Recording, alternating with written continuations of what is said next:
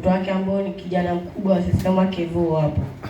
Kwa mama ni amheshimu huyo mamake. Huyo kijana alikuwa amheshimu mamake, kila siku anampiga.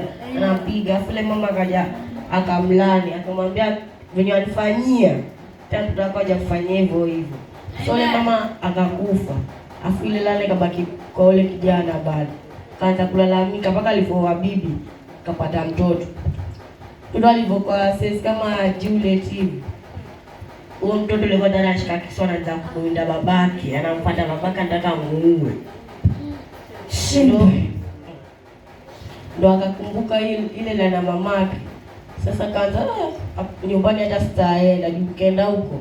Enda uliwa na kale katoto kangu. Nikafanyeje?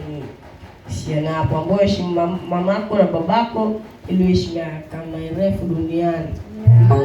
Amina miaka. Utasifiwe tena. Amen. Nitaenda kuhubiria katika kitabu cha